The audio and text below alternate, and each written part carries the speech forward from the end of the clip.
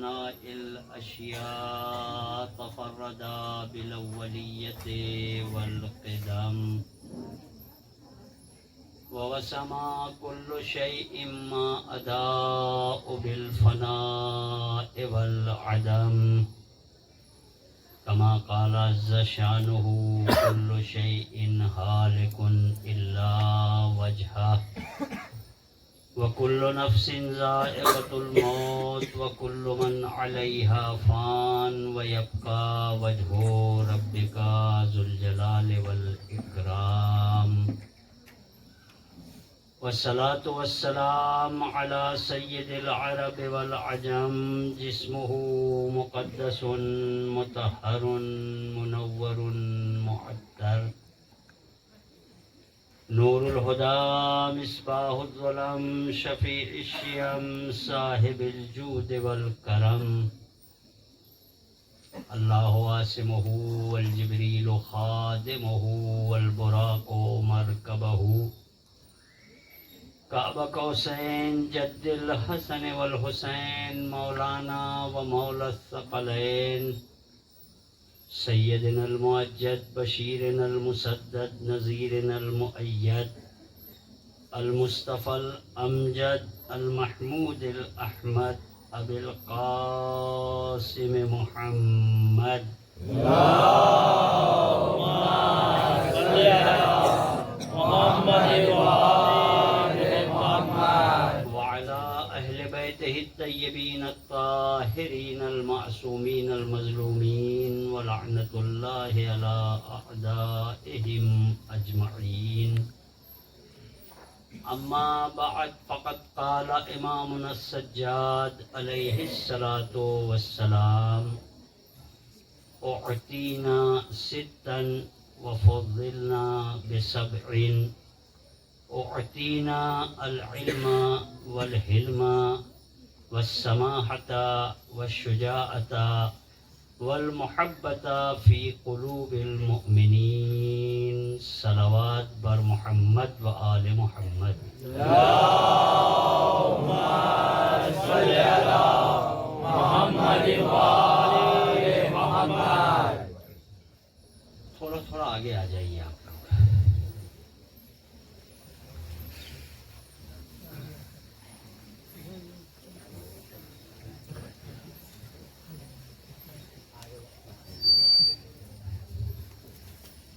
ایک اور صلوات پڑھے محمد اور آل محمد اللہم صل علی محمد وآل محمد عزیزان محترم امام سجاد علیہ السلام کا وہ خطبہ کہ جو مسجد جامع اموی میں پیش کیا گیا تھا 3 مجلسوں میں اسی کا ذکر ہوگا. آج کی تمہیدی مجلس میں ہم خطبے تک تو نہیں پہنچ پائیں گے چونکہ خطبہ پڑھنے سے پہلے ہم کو شام کے حالات اور وہ مقدمات کہ جو ضروری ہیں اس خطبے کو سمجھنے کے لیے وہ پیش کیے جائیں. عزیزان محترم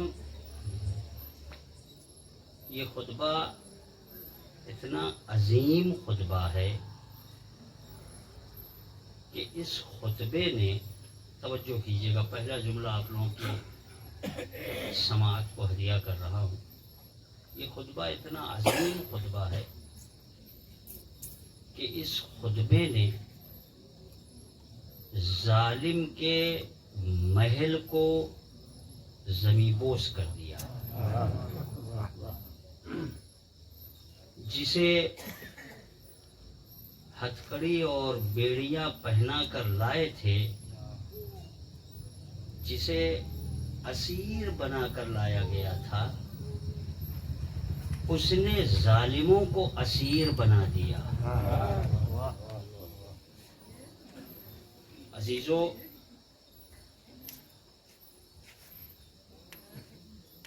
شام ایک اسلامی ملک کا اہم ترین نقطہ اس وقت بھی تھا۔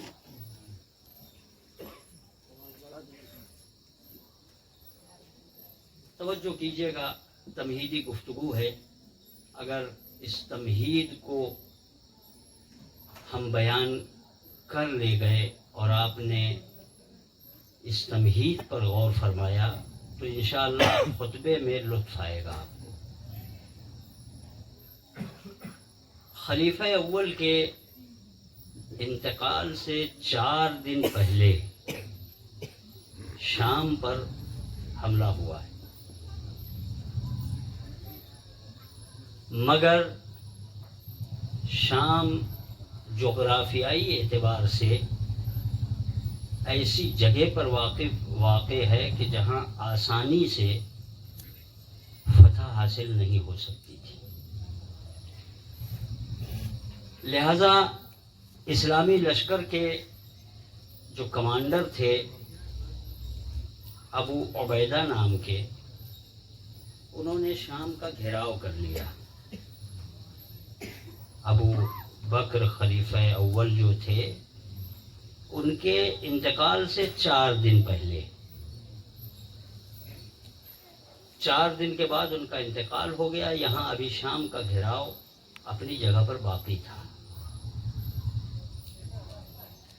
خلافت ثانیہ تخت خلافت پر براجمان ہوئی اور اس نے کمانڈر بدل دیا، کمانڈر بنایا معاویہ کے بڑے بھائی کو، جن کا نام یزید ہے، یزید ابن ابو سفیان۔ انہوں نے تقریباً 2 مہینہ محاصرہ کیا اور اس کے بعد اسے فتح کر لیا، اسے فتح کر لیا۔ سن 14 ہجری میں شام فتح ہو گیا، 14 ہجری شام فتح ہو گیا۔ اب یہاں کا گورنر ہے معاویہ کا بھائی یزید ابن معاویہ۔ توجہ کیجیے گا، سن 14 ہجری میں 1 سال کے بعد ایک وبا آئی جس میں یہ واصل والنار ہو گیا۔ اب اس کے بعد خود معاویہ نے، خود خلیفہ ثانی نے معاویہ کو یہاں کا گورنر بنا دیا، سن 14۔ 1 سال تقریباً معاویہ کا بھائی، اور اس کے بعد پھر جناب خود معاویہ یہاں کے گورنر ہوئے۔ گورنری کا سلسلہ ان کے چلتا رہا یہاں تک کہ خلافت ثالثہ آئی، اور خلافت ثالثہ نے بھی ان کو گورنر بنائے رکھا، اور اس کے بعد مولائے کائنات کی حکومت اور خلافت ظاہری آئی، اور مولائے کائنات نے اس کو عزل کر دیا، ہٹا دیا، مگر یہ ہٹا نہیں۔ جمل اور صفین کا واقعہ پیش آیا۔ صفین میں حکمین کی حکمیت کی خیانتوں کے بعد مولائے کائنات کو خلافت سے بظاہر اس نے ہٹا دیا، اور اب یہ پوری مملکت اسلامی کا خلیفہ ہے، ٹھیک ہے، اور یہ خلافت چلی سن 60 ہجری تک۔ 14 توجہ کیجیے گا عزیزو، توجہ کیجیے گا، 14 ہجری سے جو حکومت یا گورنری شام پر ہو رہی تھی وہ سن 60 ہجری تک چلی۔ کتنے سال ہو گئے؟ 46 سال۔ توجہ کیجیے گا عزیزو، 46 سال یہ حکومت कैसी रही کہ یہاں شام میں صرف اور صرف اہل بیت کے خلاف پروپیگنڈا کیا گیا. شام والوں کو یہ نہیں معلوم تھا کہ الحسن والحسین سیدہ شباب اہل الجنہ سے مراد کون ہے. شام والوں کو یہ نہیں معلوم تھا کہ فاطمۃ بضعۃ منی کس کے لیے رسول نے کہا ہے. شام والوں کو یہ نہیں معلوم تھا کہ علی مسلمان بھی ہے. توجہ کیجئے گا، دلیل دوں گا، میں ایسے ہی بات نہیں کر رہا ہوں. جب اہل شام کو معلوم ہوا ہے کہ علی خانہ علی مسجد میں شہید کر دیے گئے، تو شام والوں نے ایک دوسرے سے یہ سوال کیا کہ علی کا مسجد سے کیا ربط ہے. توجہ فرما رہے ہیں آپ؟ یعنی یہ مقدمہ ذرا غور سے ملاحظہ فرمائیے گا. 46 سال پہلے جو بچہ پیدا ہوا ہے وہ آج ادھیڑ عمر پر پہنچ گیا ہے. ماحول کیا ہے؟ علی دشمنی، اہل بیت دشمنی. اس ماحول میں پیدا ہونے والا بچہ بڑا ہو کر کیا بنے گا؟ اہل بیت کے سلسلے میں اس کا نظریہ کیا ہوگا؟ شام کے حالات کچھ باتیں تکراری ہوں گی جو میں یہاں کے عشروں میں یا گھروں کی مجلسوں میں بیان کر چکا ہوں، لیکن چونکہ ضروری ہے کہ اس کو دوبارہ تکرار کیا جائے تاکہ آپ کا ذہن آمادہ ہو جائے. کچھ باتیں تکراری ہوں گی آج کی مجلس میں. شام کے حالات یہ ہیں کہ ایک شخص شام میں وارد ہوا جس کے پاس اونٹ تھا، یا بعض لوگوں نے لکھا کہ گھوڑا تھا. مدینے سے آیا تھا. شام والوں نے اس کا اونٹ یا گھوڑا زبردستی اس سے لے لیا. خلافت تک بات پہنچی، دربار تک بات پہنچی،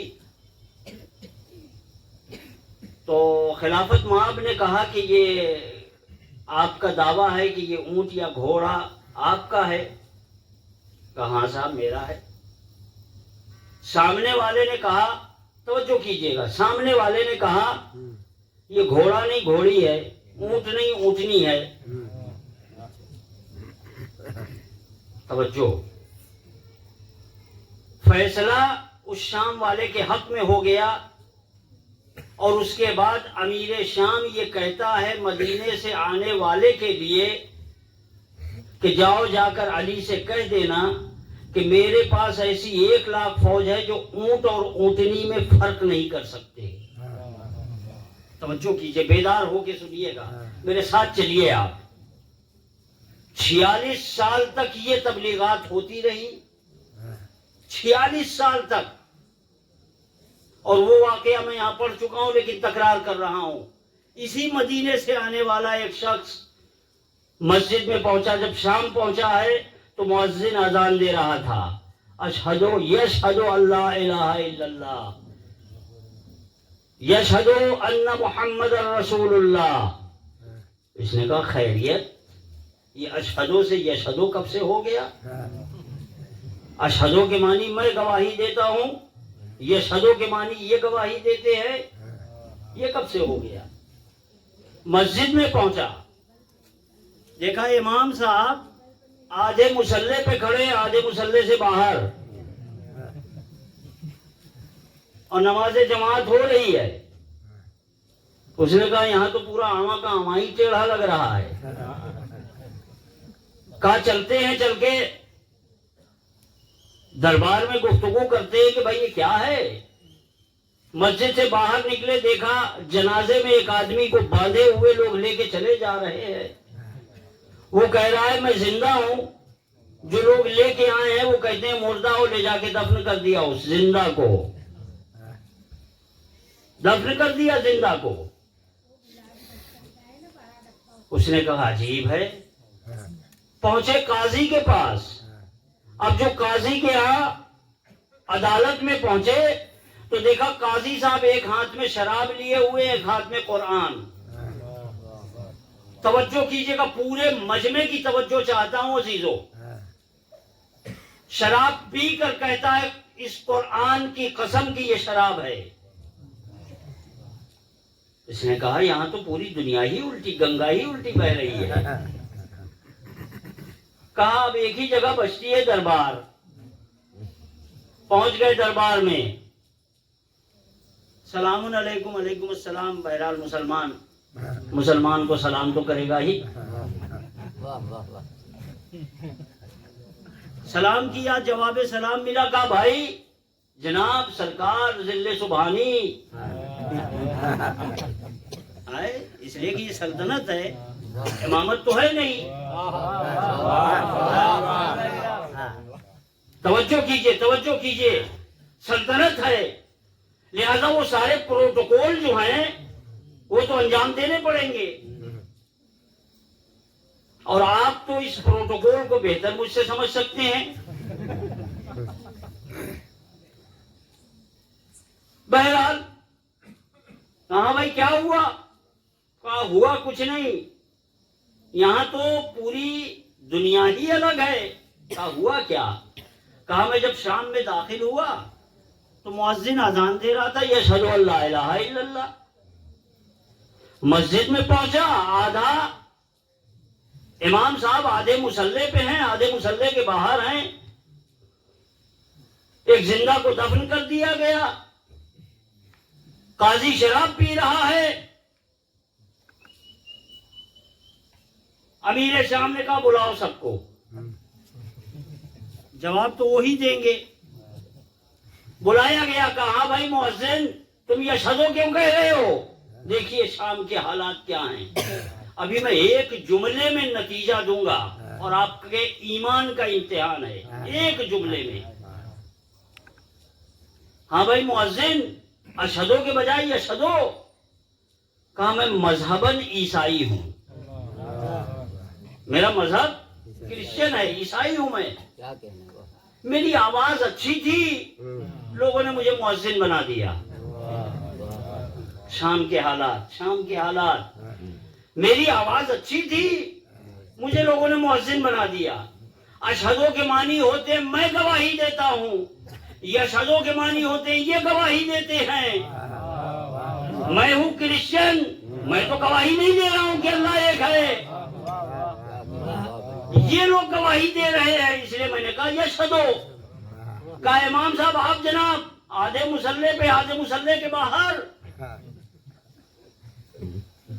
اس کا کیا فلسفہ ہے؟ کہا میرا آدھا بدن نجیس ہے, آدھا پاک ہے.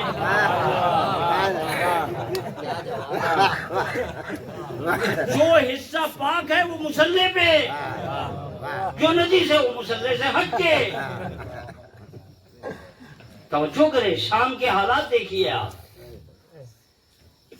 اچھا جناب یہ مردے کا کیا قضیہ ہے؟ کہا جناب ایک آدمی کہہ رہا ہے میں زندہ ہوں, اور یہ 40 آدمی کہہ رہے ہیں نہیں تو مر گیا ہے. ایک کی مانے کہ 40 کی مانے؟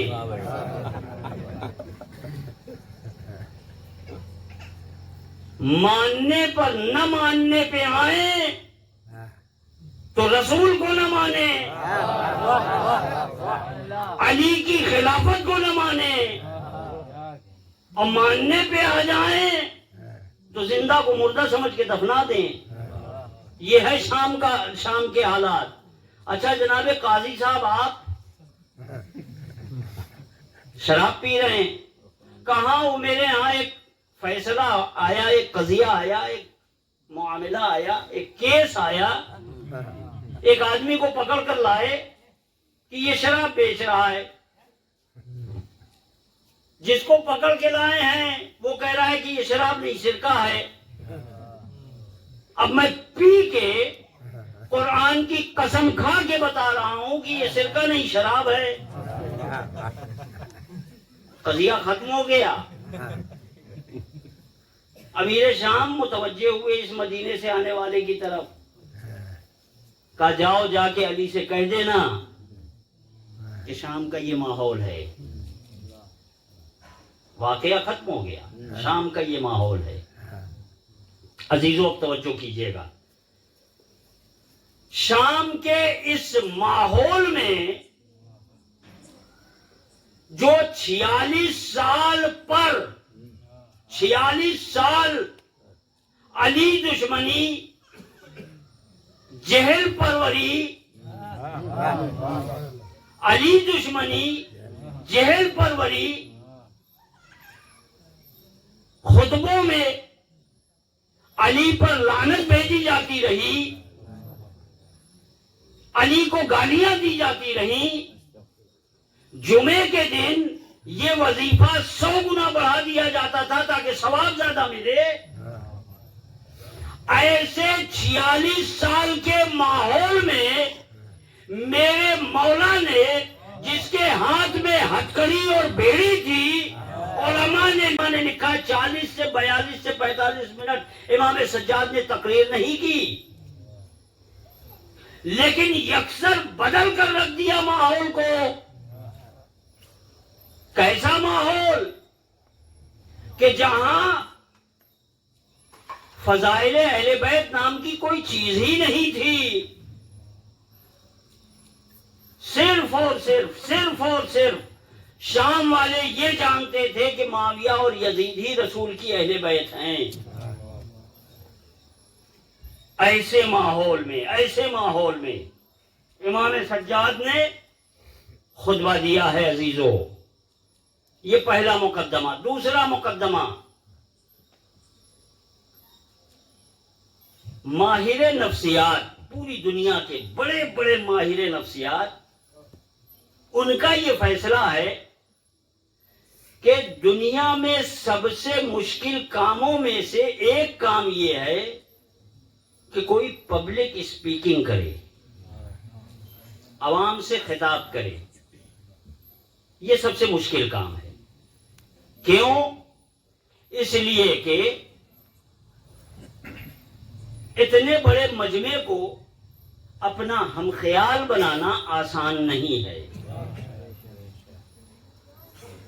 اتنے بڑے مجمع کو، ارے اپنے گھر میں 4 آدمی ہم خیال نہیں ہوتے، اپنا بیٹا ہم خیال نہیں ہوتا، اپنی زوجہ ہم خیال نہیں ہوتی. لہذا یہ سب سے مشکل مرحلہ ہے، پبلک اسپیکنگ، لوگوں سے خطاب کرنا. اور کسی بھی خطیب کے لیے یہ دوسرا مقدمہ ہے، کسی بھی خطیب کے لیے خطاب سے پہلے 4 چیزوں کا ہونا ضروری ہے. ایک، خود خطیب. دوسرے، سامع، سننے والے. تیسرے، کہاں ہو رہا ہے. چوتھے، کس زمانے میں ہو رہا ہے.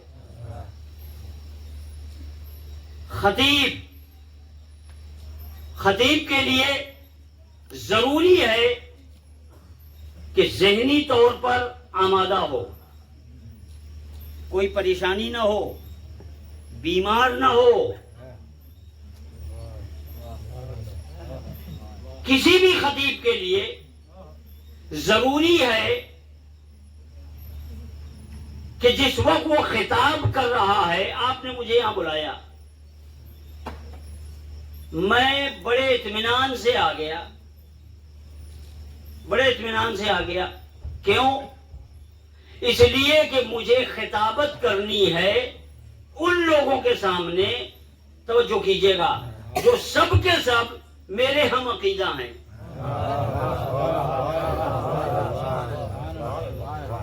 سب کے سب، پورا مجمع میرے ہم عقیدہ ہے، مجھے سننے کے لیے آیا ہے. کیا سنانا چاہتا ہوں یہ سننے کے لیے آیا ہے. جی. اور جب میں آیا تو اب یہاں تو نہیں ہوا اس لیے کہ لیٹ آیا تھا میں. ورنہ عموماً جب خطیب آتا ہے تھوڑا 1 آدھ گھنٹہ 2 گھنٹہ پہلے آ گیا تو میزبان کیا کرتا ہے؟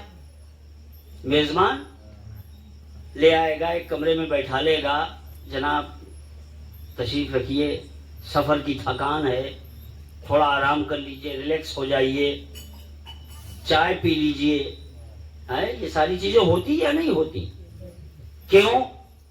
تاکہ جب خطیب خطاب کرنے کے لیے ممبر پر آئے تو ذہنی طور پر آمادہ ہو، ذہنی طور پر آمادہ ہو. میرا مولا جب شام میں آیا ہے ذہنی طور پر آمادگی ہے، حالات سازگار ہیں، مجمع سننے کو تیار ہے؟ نہیں. سینکڑوں میل کا سفر کر کے آئے ہیں، کسی نے پانی تک نہ پوچھا، ہاتھوں میں ہتھکڑیاں ہیں، پیروں میں بیڑیاں ہیں، گلے میں توقے خاردار ہے، دربار کے باہر 9 گھنٹے کھڑا رکھا گیا ہے تاکہ دربار سج جائے. جی ان حالات میں خطیب کیا بیان کرے گا؟ سامع سننے والا، دوسرا مرحلہ سننے والے. دربار میں 700 کرسی نشین جو بیٹھے ہوئے تھے ان کی اکثریت دشمنی اہل بیت، فضائل اہل بیت جانتے ہی نہیں تھے کہ کیا ہیں. فضائل اہل بیت جانتے ہی نہیں تھے کہ کیا ہیں. اور سامنے تخت پر خود یزید موجود. اب بتائیے ایسے حالات میں اگر میں کہیں ایسی جگہ پر جاؤں کہ جہاں میرے سارے سننے والے میرے دشمن ہوں، زبان کھلے گی میری؟ جبکہ ایسا ظالم اور خوخار بادشاہ تخت پر بیٹھا ہوا ہے، لیکن اس مجمع کے سامنے میرے مولا نے جب تقریر شروع کی ہے، خطبہ ابھی میں نہیں بیان کروں گا، لیکن خطبے میں جو آپ نے بیان کیا ہے حمد و ثناء الہی کے بعد صرف اہل بیت کے فضائل بیان کیے ہیں، صرف اہل بیت کے فضائل بیان ہوئے اور کچھ نہیں.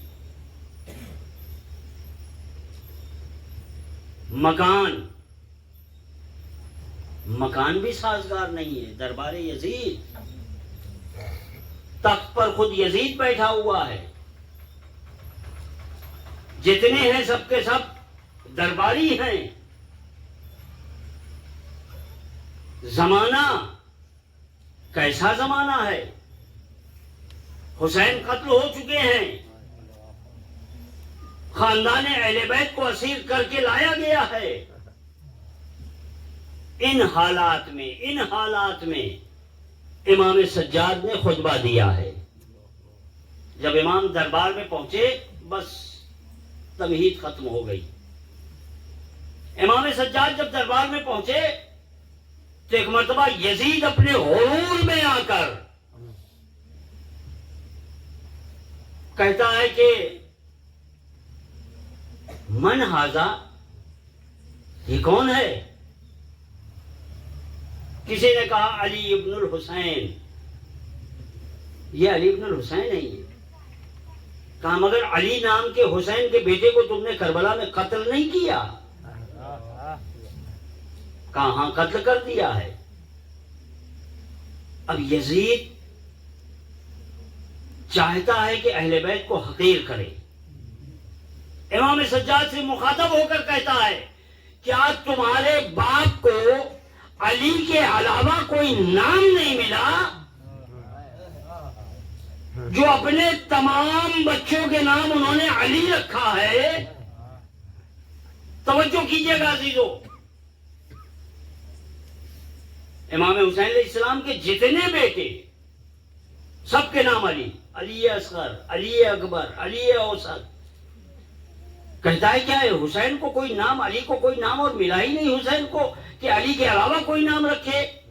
امام سجاد نے سر اٹھایا اور سر اٹھا کر کہا اے یزید، اگر میرے بابا کو اللہ نے 100 بچے دیے ہوتے حسین سب کے نام علی رکھتے. یہ تو تھا جواب امام کا. اب میرا جواب سنیے. حسین ابن علی چاہتے تھے اور اپنے علم امامت سے جانتے تھے کہ آنے والا دور ایسا آئے گا کہ جہاں علی نام رکھنا بھی جرم ہوگا. علی کا نام لینے والا کوئی نہ ہوگا. عزیزو توجہ، پوری مجمع کی توجہ. حسین جانتے تھے کہ آنے والا دور ایسا ہے کہ جہاں علی کا نام لینے والا کوئی نہ ہوگا. امام حسین نے اپنے سارے بچوں کے نام علی رکھے تاکہ اگر دشمن نہ بھی چاہے تو علی کے نام سے پکارا تو جائے. علی کے نام سے پکار دشمن ہی صحیح، مگر دشمن کے منہ سے علی علی کروانا یہ حسین کا کام ہے. دشمن کے منہ سے علی علی کروانا. اب توجہ کیجئے گا، ایک مرتبہ پھر غصے میں آ کر سمجھ رہا تھا کہ میں نے ذلیل کر دیا ہے، خود ذلیل ہوا. اب غصے میں آ کر کہتا ہے اس گستاخ کو قتل کر دو. جلاد آگے بڑھا،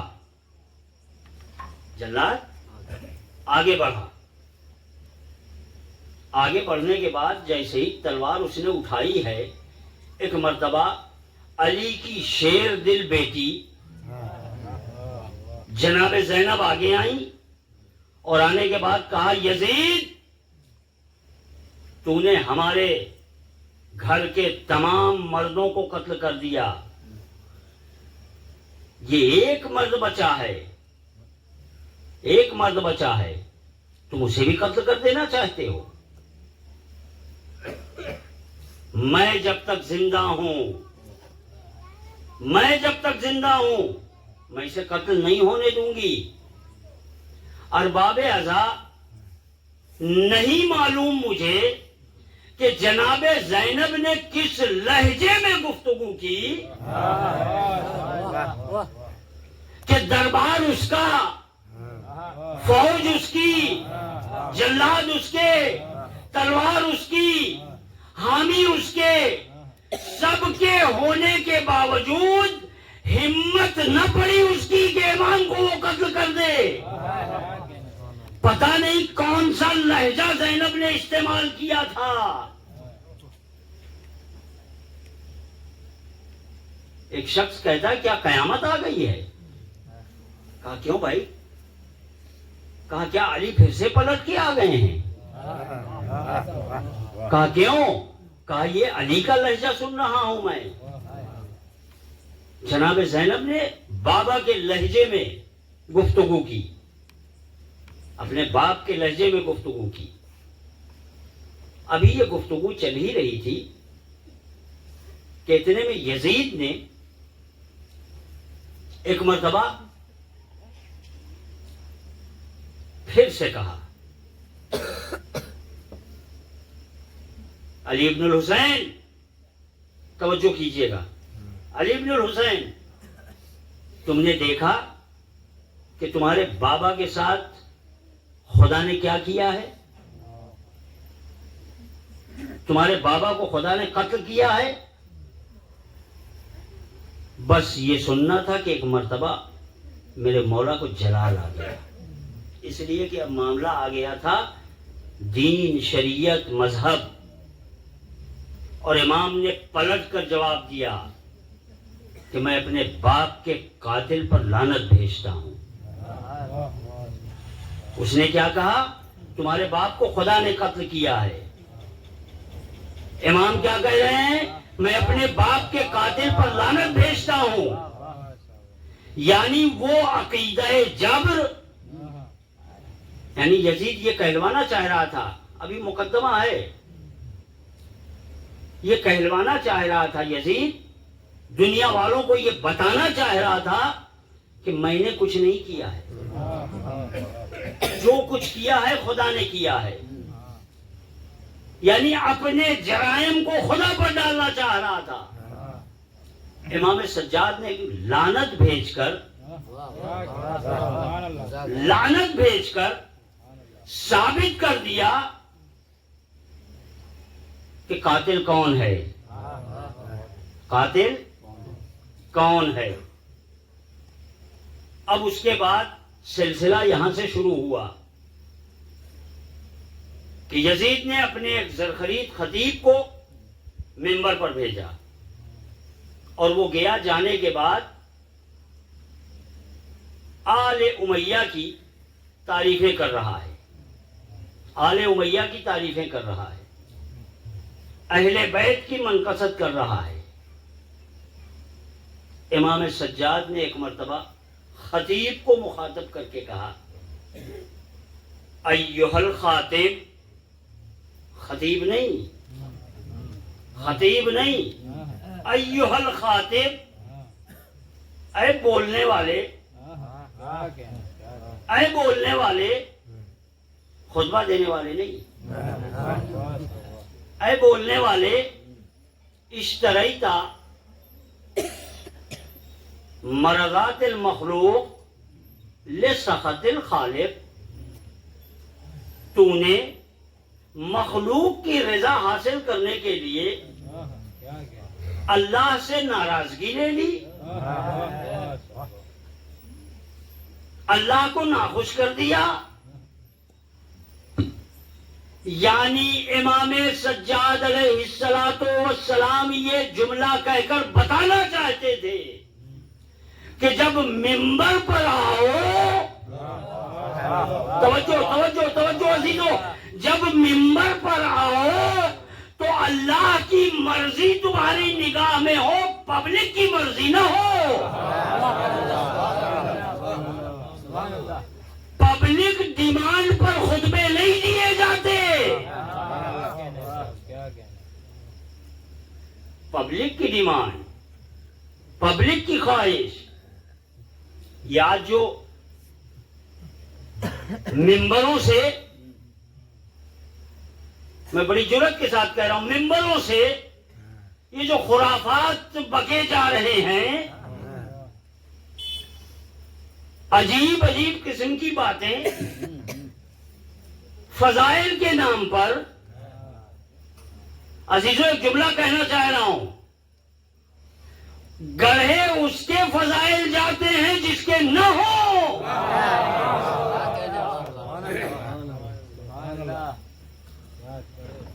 جن کی فضیلتیں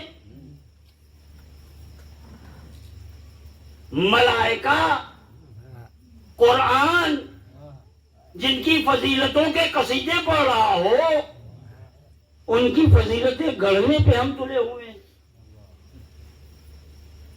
لہذا ممبروں سے ایسی باتیں نہیں ہوں گی۔ دیکھیے، یاد رکھیے گا، جو لوگ پبلک ڈیمانڈ پر، پبلک کی خواہش پر فضائل بیان کرتے ہیں، مجلسیں پڑھتے ہیں، جزا تو ملے گی، اس لیے کہ بہرحال ذکر اہل بیت ہے، ذکر اہل بیت کی جزا تو ملنی ہے۔ مگر یاد رکھیے گا عزیزو، پبلک ڈیمانڈ پر ذکر کرنے والوں کی جزا جو ملنی ہے وہ دنیا میں رہ جائے گی۔ جو جزا ملنے والی ہے وہ دنیاوی جزا ہے، وہ ختم ہو جائے گی چاہے جتنی بڑی ہو، مگر وہ جزا کہ جو جناب سیدہ کی خواہش کے مطابق، اہل بیت کی خواہش کے مطابق، امام زمانہ کی خواہش کے مطابق،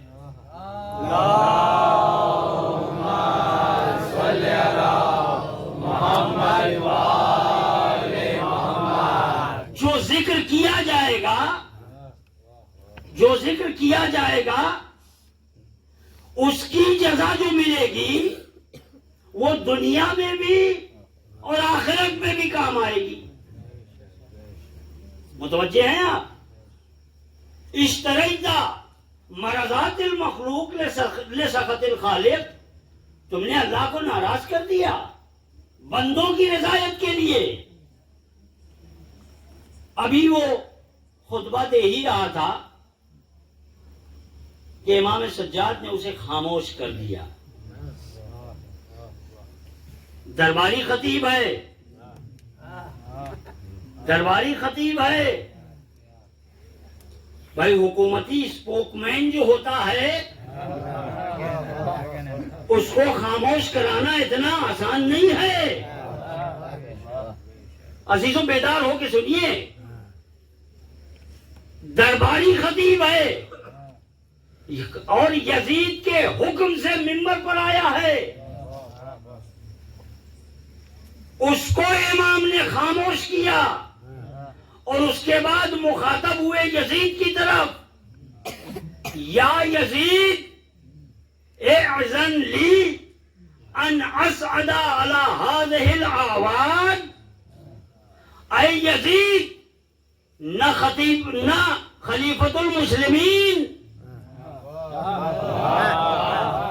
نہ ذل سبحانی نہ جناب نہ سرکار، پوری عالم اسلام کا خلیفہ، اس کو امام نہیں، ایک قیدی جسے یہ قیدی بنا کر لایا ہے، اس کو مخاطب کر کے کہتے ہیں یا یزید، یہ جرأت صرف اور صرف خطیب ممبر سلونی کے بیٹے ہی میں آ سکتی تھی۔ اے یزید، کیا مجھے اجازت ہے کہ میں اس لکڑیوں کے ڈھیر پر کھڑا ہو جاؤں؟ عزیزوں توجہ کیجئے، عزیزوں توجہ کیجئے، اے یزید کیا مجھے بھی اجازت ہے کہ میں اس لکڑی کے ڈھیر پر کھڑا ہو جاؤں؟ اے میرے مولا، یہ تو آپ کے نانا کا منبر ہے جس پر خطیب کھڑا ہو کر خطبہ دے رہا ہے، یہ تو آپ کے نانا سے منسوب ہے، یہ منبر رسول ہے، آپ اس کو لکڑیوں کا ڈھیر بتا رہے ہیں۔ امام نے فرمایا، توجہ کیجئے گا، امام نے فرمایا جس منبر سے اہل بیت کو گالیاں دی جائیں وہ منبر نہیں ہوتا، لکڑیوں کا ڈھیر ہوتا ہے، وہ لکڑیوں کا ڈھیر ہوتا ہے، یہ منبر نہیں ہے، یہ منبر نہیں ہے۔ اور یہی جملہ تو دادا نے بھی کہا تھا نا، یہی جملہ دادا نے بھی کہا تھا۔ توجہ کیجئے گا عزیزو، رسول خدا کے وفات کے بعد دنیا منحرف ہوئی اور چلی گئی دوسری طرف۔ اب جو خلافت مآب آئے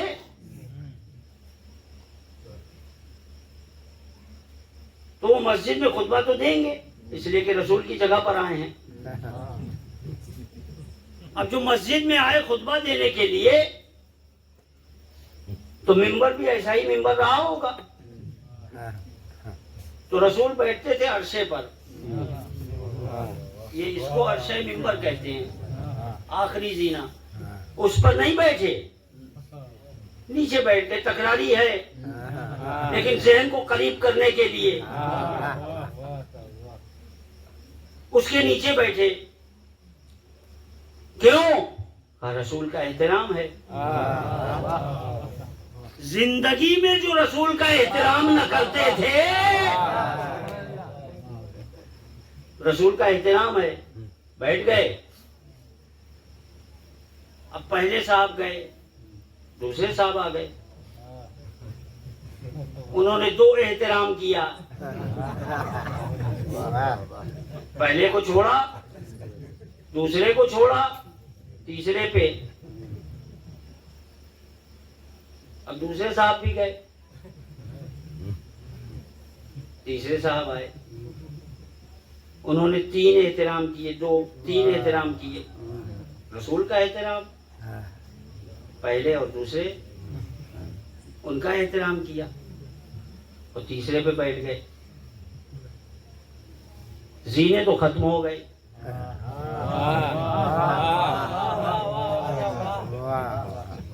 زینے تو ختم ہو گئے. اب دنیا دلے دولت علی پر آئی. مولا خلافت, علی نے کہا مجھے ضرورت نہیں ہے, مجھے ضرورت نہیں ہے. آئے, بھیڑ جمع ہو گئی, قبول کرنا پڑے گا آپ کو. زبردستی ہے, زبردستی ہے. ہاں زبردستی ہے. اگر قبول نہ کیا تو رسول اللہ سے شکایت کریں گے آپ کی. محشر میں شکایت کریں گے آپ کی. تو پہلے ہی دن یہ دے دیا ہوتا, پہلے ہی دن دے دیا ہوتا. اور علی نے قبول کیا, میرے مولا نے قبول کیا. اب جو مسجد میں آئے تو اب جتنے وہاں موجود تھے سب کو ایک ہی فکر تھی, کہاں بیٹھیں گے. ان کو یہ نہیں معلوم تھا, عزیزو توجہ, پورے مجمع کی توجہ, انہیں یہ نہیں معلوم تھا کہ ممبر ان کو زینت نہیں دیتا ہے, یہ ممبر کو زینت دیتے ہیں. یہ بوریے پر بیٹھ جائیں تو معراج حاصل کرتے ہیں. تم اگر معراج کی منزل پر بھی چلے جاؤ تو بوریے سے بدتر ہو. اب علی مسجد میں داخل ہوئے, مجمع کائی کی طرح پھٹا. پاؤں پہ گرد, پیشانی پہ پسینہ, سر پہ رسول کا امامہ, دوش پر رسول کی ردا. ایسا لگ رہا تھا جیسے رسول آ رہے ہوں. پر محمد والے محمد صلوات.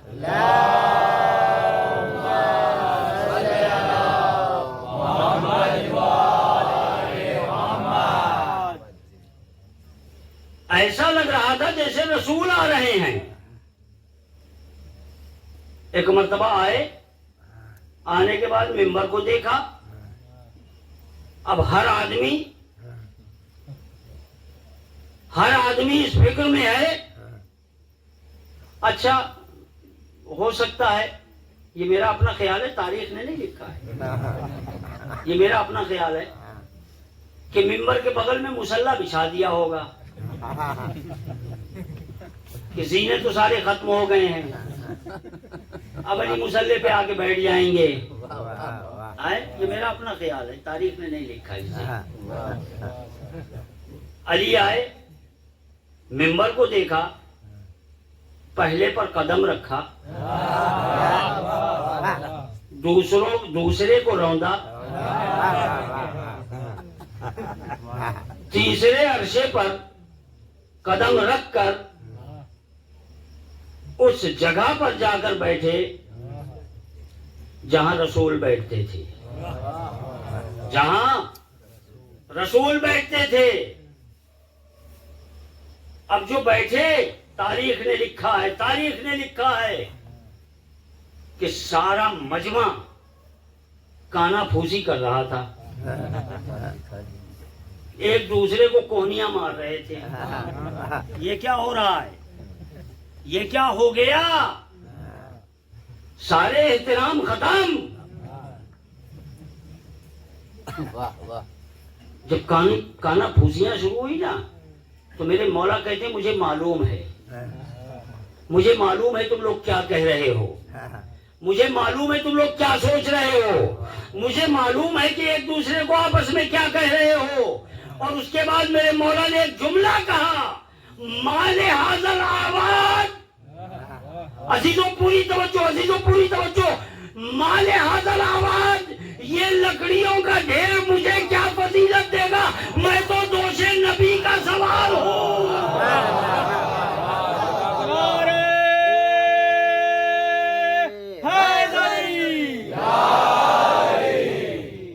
मोहम्मद वाले मोहम्मद सल्लल्लाहु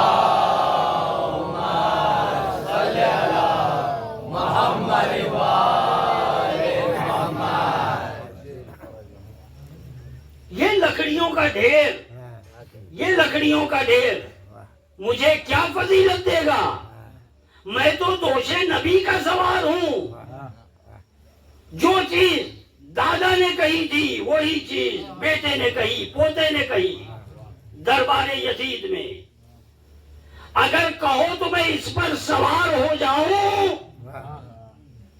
यजीद ने कहा इजाजत नहीं है, इजाजत नहीं है। लोगों ने कहा ये हथकड़ी पेड़ियों में जकड़ा हुआ तेरा असीर, जिसके घर वालों को तूने कत्ल कर दिया है, जाने दो क्या बोलेगा ये, जाने दो ये क्या बोलेगा। कहा नहीं तुम नहीं पहचानते इसे, तुम नहीं पहचानते इसे। देखिए मैंने एक जुमला कहा था, मेरी बातें आज जो मुकद्दमन हुई हैं इसको जहन में रखिएगा, कदम कदम पर जरूरत पड़ेगी। शाम वाले ये जानते थे कि अहले बैत नबी सिवाय यजीद और माविया के कोई नहीं है, कोई नहीं है, जहन में रखिएगा। और माविया ने ये तबलीग करवाई थी, लोगों के जहन में बैठलवा दिया था कि इनके अलावा अहले बैत कोई नहीं है। यजीद कहता है मिंबर पे नहीं जाने दूंगा, नहीं जाने दूंगा। लोगों ने कहा कि नहीं भाई जाने दो, तुमने अपनी बात रखी है, इसे अपनी बात रखने दो। कहा ना नहीं, इजाजत नहीं है, पूरी तवज्जो। एक मर्तबा यजीद के बेटे मुआविया ने, यजीद का बेटा भी मुआविया था, उसने कहा बाबा जाने दीजिए, अब्बा जाने दीजिए। जब घर का भेदी लंका ढाने पे आ जाए, सलवात पढ़े ना मोहम्मद और आले मोहम्मद पे।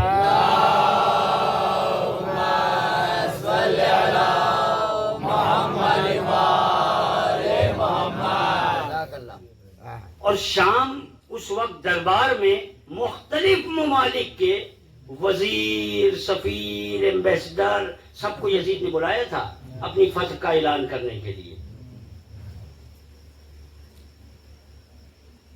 एक मर्तबा उन लोगों ने भी कहा कि जाने दो, क्यों नहीं जाने दे रहे हो, ये तुम्हारा असीर है। अब जुमला सुनिए, यजीद कहता है इन्नहु मिन अहल बैत। अभी तक اس کے باپ نے یہ کہلوایا تھا کہ رسول کی اہل بیت صرف معاویہ اور یزید ہے. یزید کے منہ سے امام سجاد نے نکلوا لیا کہ یہ اہل بیت ہے، یہ اہل بیت ہے. اور اس کے بعد پھر کہتا ہے میں انہیں پہچانتا ہوں، قد زق العلم زقا. یہ وہ ہیں کہ جن کی ماں نے ان کو گھٹیوں میں علم پلایا ہے،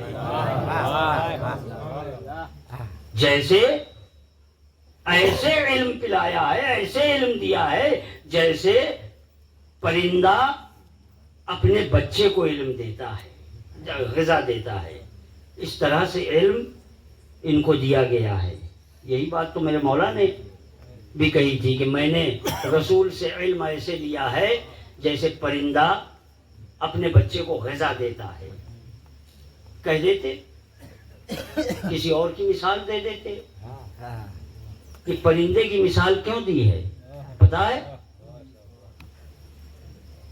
کسی اور چیز کی مثال دے سکتے تھے، مگر پرندے کے مثال دینے میں ایک فلسفہ یہ تھا کہ پرندہ جیسا دانا لے آتا ہے ویسا اپنے بیٹے کو منتقل کر دیتا ہے. جو علم رسول وہاں سے لے کے آئے تھے بعین ہی وہ علم منتقل ہو رہا ہے، منتقل ہو رہا ہے. خیر اس پہ بحث نہیں ہوگی، منتقل ہو رہا ہے وہی علم. اور اس کے بعد پھر ایک جملہ کہتا ہے، ایک جملہ کہتا ہے، اور یہ آخری بات، ان سعدا اگر یہ ممبر پر چلا گیا، لم ینزل نہیں اترے گا، الا بفضیحتی و فضیحت آل امیہ. اگر یہ ممبر پر چلا گیا تو یہ میری اور آل امیہ کی، اب اس سے آگے مجھے نہیں بولنا، آپ سمجھ لیجیے. اگر یہ ممبر پر چلا گیا تو یہ مجھے اور آل امیہ کو رسوا کر کے نیچے اترے گا. اے یزید، تم جسے ذلیل کرنے کے لیے لائے تھے اپنے منہ سے تم کہہ رہے ہو اگر یہ ممبر پر چلا گیا تو ہمیں ذلیل کر دے گا. یہ خطیب ممبر سلونی کا بیٹا ہے. یہ اس کے سامنے اگر جاندار آتے ہیں تو گونگے ہو جاتے ہیں، کنکریاں آتی ہیں تو کلمہ پڑھنے لگتی ہیں. ان سعدا اگر یہ چلا گیا تو یہ ہمیں ذلیل و رسوا کر کے رکھ دے گا. لیکن لوگوں کا جب اصرار بڑھا تو مجبور ہو گیا. کہا ٹھیک ہے جاؤ. اب آپ ممبر پر آئے، خطبہ یہیں سے شروع ہوتا ہے، یہاں سے آپ نے خطبہ شروع کیا ہے جو انشاءاللہ کل بیان ہوگا. وقت شاید 1 گھنٹہ ہو گیا، 55 منٹ کچھ ہو گئے. مولوی صاحب جی، مولوی صاحب کو جلدی جانا ہے گھر. صلوات پڑھنے محمد اور آل محمد پر.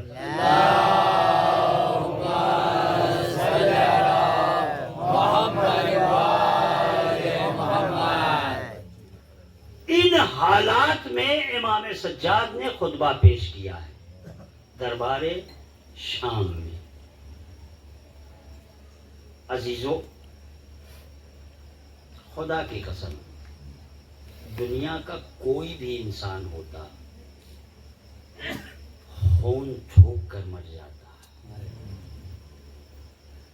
سینکڑوں میل کا فاصلہ، ساتھ میں اہل حرم جن کے بازو بندھے ہوئے ہیں، ہاتھ میں رسیاں،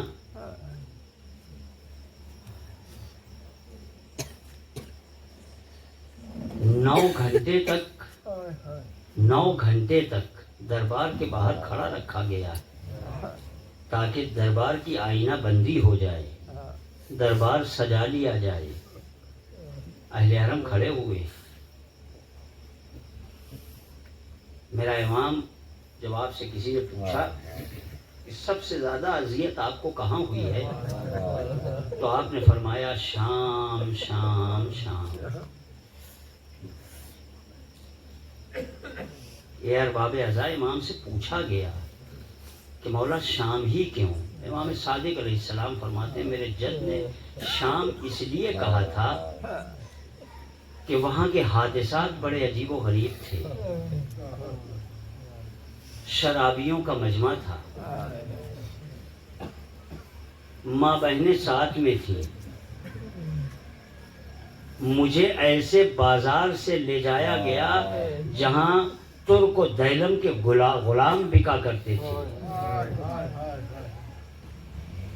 अरबाब अज़ा, आपने सुना है कि कैद खाने में अहले हरम को कैद किया गया था। नहीं सोगवारो, कैद खाना नहीं था, सोगवारो। यजीद का प्लान ये था कि इनको भी खत्म कर दिया जाए, लिहाजा एक खंडर था वो, जहां दिन की धूप और रात की ओस पड़ती थी। अरबाब मकातिल ने लिखा है सोगवारो, अरबाब मकातिल ने लिखा है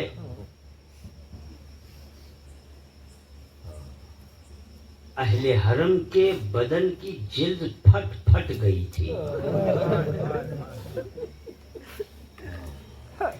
मैंने पढ़ दिया और आपने सुन लिया। सोगवारो, ऐसे ही नहीं मेरा इमाम खून के आंसू रोया है, ऐसे ही नहीं खून के आंसू रोया।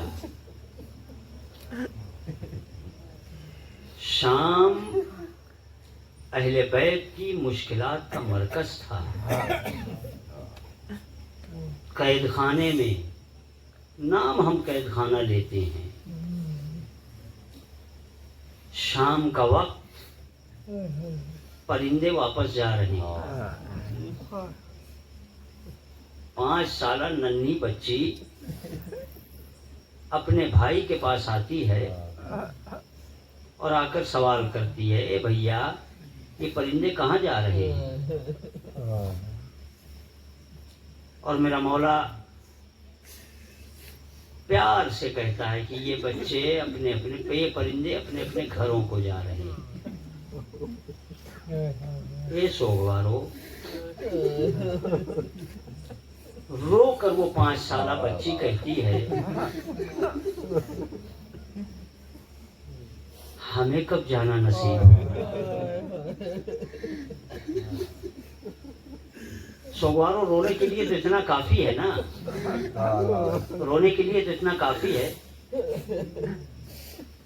5 साला बच्ची प्यासी, जख्मों से चूर, प्यास बताऊं आपको, सुन सकेंगे सोगवारो? सकीना की प्यास बताऊं? मैं नहीं, सकीना की ज़बानी सुनिए। सकीना की प्यास, जनाब सकीना इमाम सज्जाद के पास आती हैं और आकर कहती है, मेरे भैया मुझे यकीन हो गया है कि मैं अब वापस वतन नहीं जाऊंगी। ए अरबाब अज़ा, किसी बहन भाई में ऐसा मुकालमा न हो। बहुत से भाई यहाँ बैठे हुए हैं जिनकी छोटी छोटी बहनें हैं। तसव्वुर करो, जरा तसव्वुर करो। ए भैया, मुझे यकीन हो गया है कि मैं घर न जा पाऊंगी, वतन न जा पाऊंगी,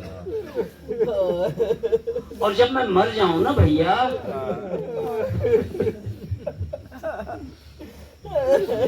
ए भैया जब मैं मर जाऊं, सकीना की प्यास सुनो, सकीना की प्यास। ए भैया जब मैं मर जाऊं ना, تم مجھے نم زمین پر دفن کرنا.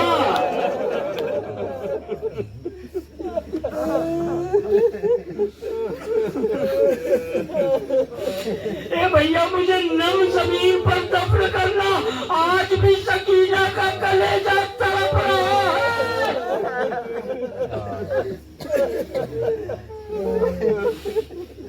ارباب ازا، ارباب ازا، امام سجاد علیہ السلام روز قید خانے کے دروازے پر آ کر بیٹھ جاتے ہیں.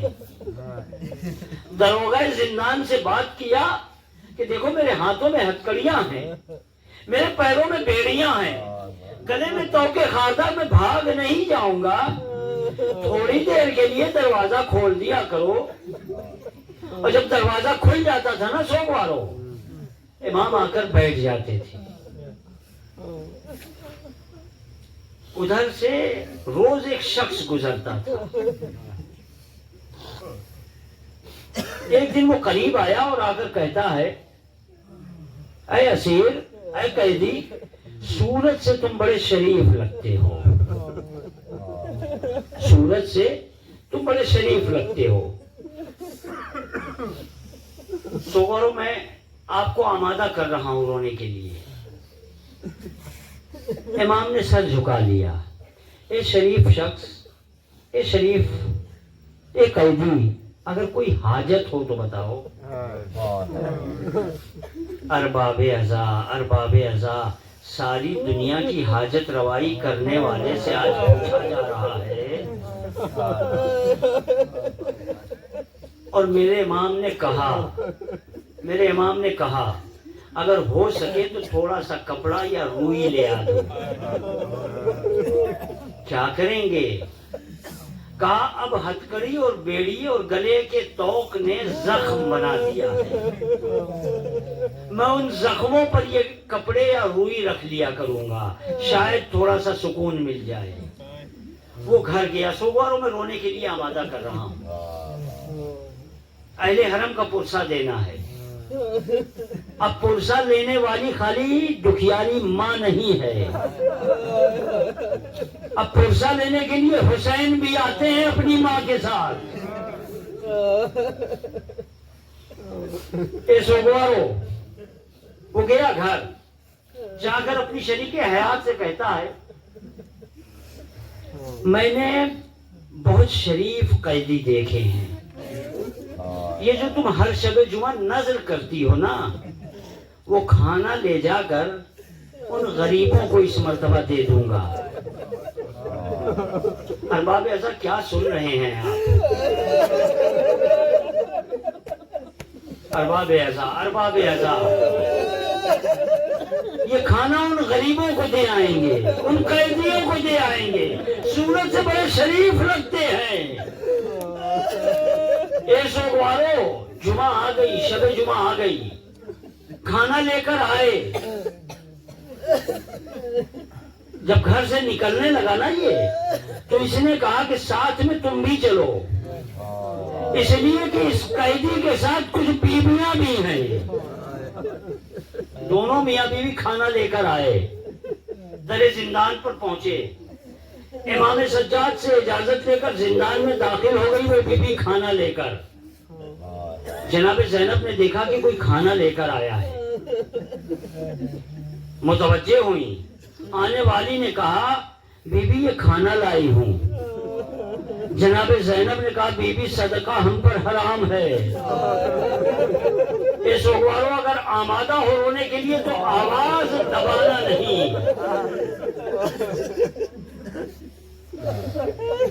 امام صادق علیہ السلام فرماتے ہیں منال رو نہیں رہے ہو؟ کہا مولا رومال تر ہو گیا ہے. کہا نہیں ایسے نہیں. کہا کیسے رو مولا؟ کہا ایسے رو جیسے میری ماں روتی ہے، میری ماں سیدہ روتی ہے. کہا مولا کیسے روتی ہے؟ کہا ایک ہاتھ سینے پر مارتی ہے اور کہتی ہے ہائے میرا لال.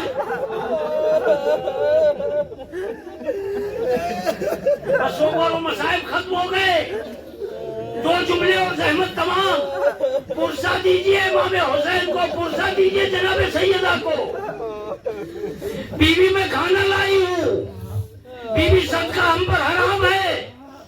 وہ کہتی ہے صدقہ نہیں ہے بیوی، میں اپنے آقا اور مولا کی سلامتی کی نظر دلواتی ہوں۔ کون آقا اور مولا؟ کہاں رہتا ہے؟ کہاں رہتا ہے؟ کہاں مدینے میں رہتا ہے۔ اب جو مدینے کا نام بی بی نے سنا نا، ایک مرتبہ جناب زینب کا دل بھر آیا، نانا کا مدینہ یاد آ گیا، اماں کی مزار یاد آ گئی، بھیا حسن کا روزہ یاد آ گیا۔ بھی مدینے میں تمہارا آقا کون رہتا ہے؟ عزیزوں مصائب ختم کر دیے، مدینے میں تمہارا آقا کون ہے؟ کہا محلہ بنی ہاشم میں رہتا ہے۔ کہا اس کا نام کیا ہے؟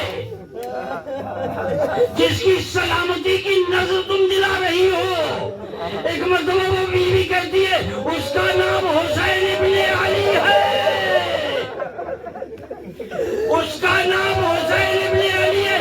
بس زینب تڑپ گئی، اے بی بی آئندہ اس کی سلامتی کی نظر نہ دینا۔ کہا بی بی ان میں اور کسی کو جانتی ہو؟ کہا ہاں اس کا ایک بھائی تھا۔ کہا اس کا نام کیا ہے؟ کہا اس کا نام حسن تھا۔ کہا اور کوئی؟ کہا ہاں اس کی تو پہلے بس مصائب ختم ہو گئے عزیزوں، سو باروں مصائب ختم ہو گئے، ایک جملہ قیامت تک یاد کر کے روئیں گے آپ۔ کہا اور کوئی بھی اس کا ہے جسے تم جانتی ہو؟ کہا ہاں اس کی تو بہنیں بھی تھی، سو باروں مصائب ختم ہیں۔ کہا اس کی تو بہنیں بھی تھی۔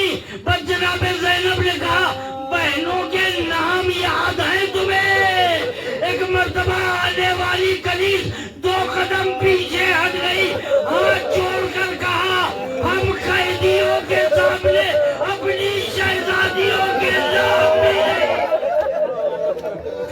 ارے زینب نے جب یہ سنا ایک مرتبہ تڑپ گئی، اے آنے والی، ارے تم جسے قیدی کہہ رہی ہو، ارے زینب میں ہی ہوں، یہ ام کلثوم، حسین مارے گئے، ہم اسیر بنا کر لائے۔